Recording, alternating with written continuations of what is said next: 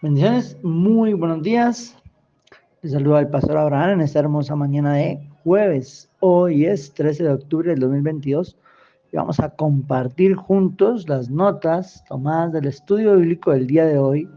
En el Antiguo Testamento hemos estado en Ezequiel, capítulo 39, donde nos dice: profetiza contra Gog, que es un príncipe. Caerás con tus tropas sobre los montes de Israel. Todas las naciones deben reconocer que Dios, el Dios vivo, es Jehová. Caerán y todas sus armas serán quemadas en el fuego. En aquel tiempo, allí enterrarán a esta gran multitud. Conforme a su inmundicia y sus rebeliones, he tratado con ellos. Ahora volveré de la cautividad a Jacob. Lo haré volver a su tierra. De todas las naciones los reuniré. Daré mi espíritu sobre la familia de Israel. Bueno, gracias a Dios. En Ezequiel capítulo 40 nos dice: han pasado 25 años de cautiverio. Y viene una visión. Y es una visión donde dice que vi un hombre, me dijo: mira, oye y pon tu corazón en lo que te voy a mostrar para que lo digas al pueblo. Le dio un recorrido por una construcción, midiendo cada parte en codos. Eso es una medida. Es el templo del Señor. En Ezequiel capítulo 41 sigue diciendo: el Señor me introdujo en el templo, en la construcción. Para el Señor consta de varios edificios, no es un solo lugar, son varios edificios, y cada lugar tiene es muy significativo y tiene funciones específicas, ¿sí? Y dice también que los muros están decorados.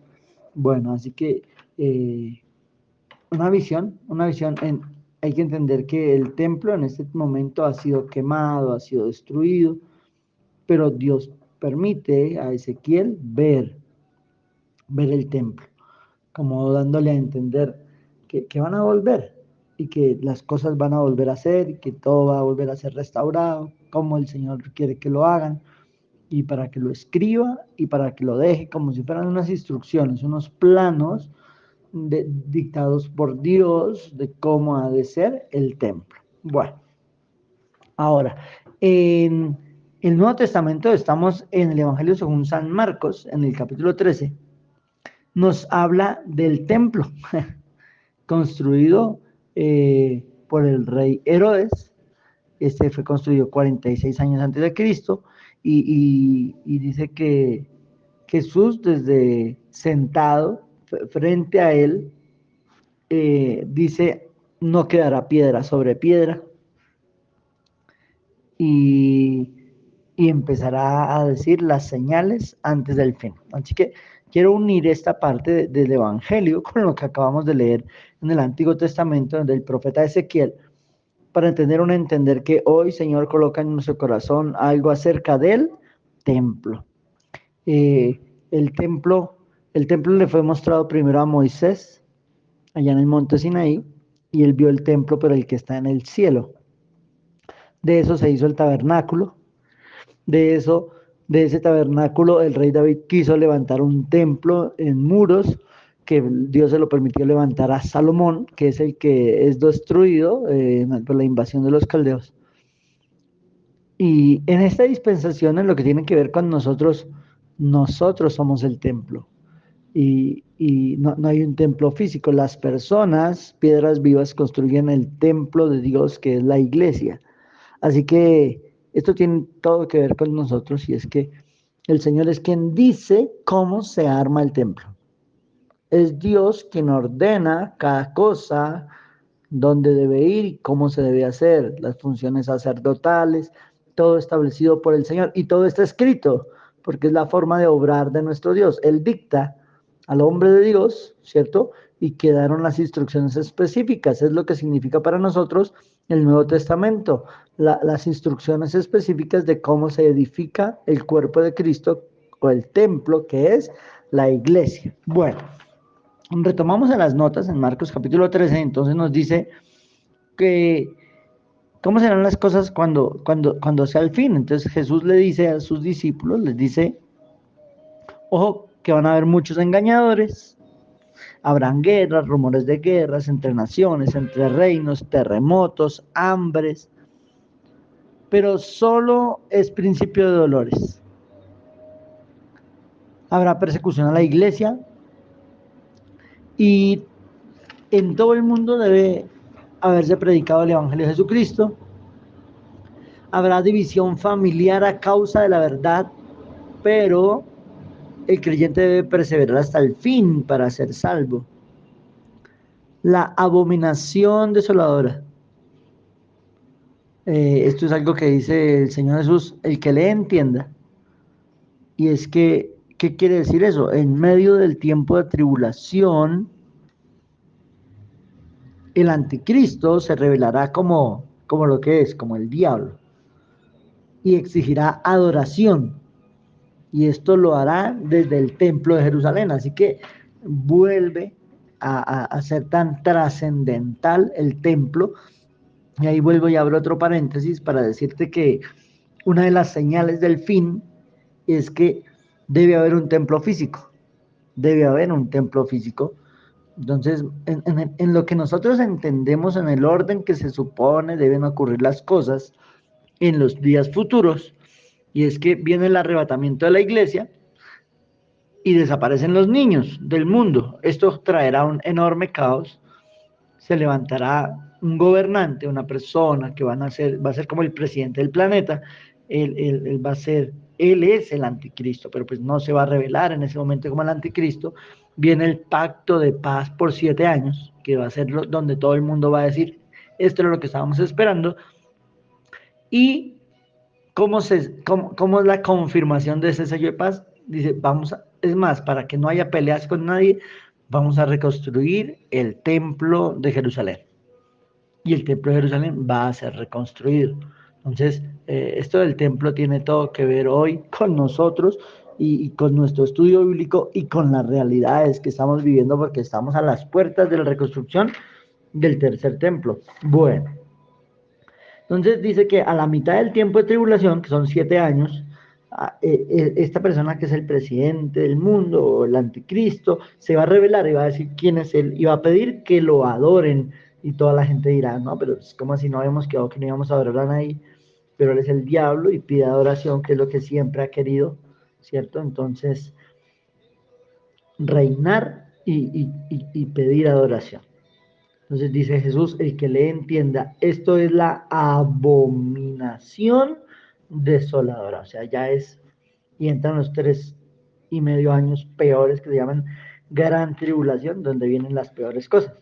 Al final de esos 3 años y medio, dice acá, habrá señales en el cielo de Abraham que serán antes de la segunda venida del Señor. Todo nos permitirá entender que esto está por acontecer. La fecha solo la sabe el Padre. Nosotros somos atalayas y debemos estar despiertos, atentos. Ahora, por último, en Marcos capítulo 14 nos dice que están transcurriendo los días de la Pascua y de los panes sin levadura. Son fiestas judías. Todo lo que Jesús hizo fue en cumplimiento a las 7 fiestas judías y ya había pasado tabernáculos, la Pascua, panes sin levadura y luego vendrá en la fiesta del Pentecostés, cuando es la venida del Espíritu Santo. Dice, una mujer derramó un perfume muy costoso sobre Jesús y Jesús dijo, me preparó para la sepultura. Siempre tendrán a los pobres para ayudarlos. Y bueno, esa es una buena palabra para nosotros el día de hoy. Siempre es una gran oportunidad para ayudar a los pobres. Ahora nos dice Judas no se agradó de esto, es que él era el administrador del dinero y quería que todo pasara por sus manos para poder quedarse con algo. Y entonces esto como que no le agradó que hubiera pasado así y como que fue algo que lo empujó a tomar la decisión que venía pensando. Dijo, no, yo voy a entregar a Jesús. El Señor va a compartir la Pascua en el aposento alto con sus discípulos, con los 12. El Señor hizo el fin de la primera Pascua que inició allá con Moisés en la noche de cuando morirán los primogénitos y termina acá en esta cena y se establece el nuevo pacto con pan y vino que, que van a representar el cuerpo y la sangre de nuestro Señor Jesucristo, muerto en Pascua entre las dos tardes, como el sacrificio por el pecado. Así está establecido en la ley. Dice que cantaron un himno y luego se fueron al monte, a la oración del Getsemaní.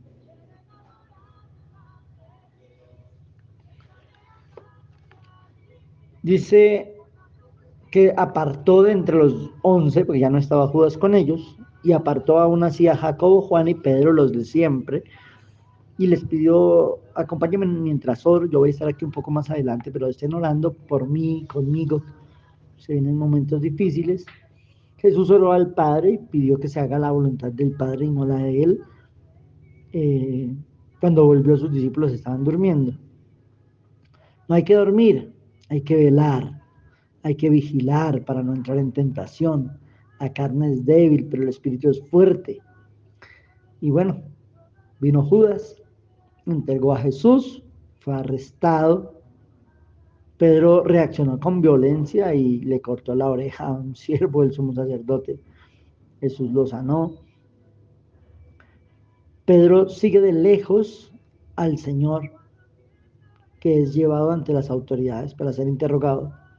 Jesús callaba ante todas las acusaciones, pero cuando le dijeron, díganos, usted es el Hijo del Dios viviente.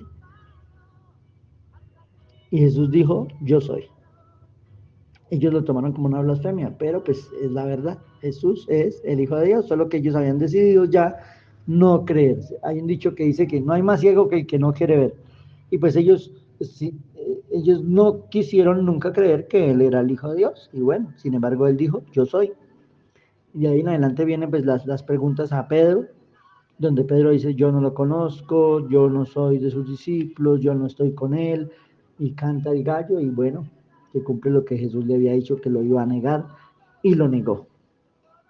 Y hasta ahí el comentario bíblico del pastor Abraham acerca de nuestro estudio bíblico el día de hoy, muy apasionante.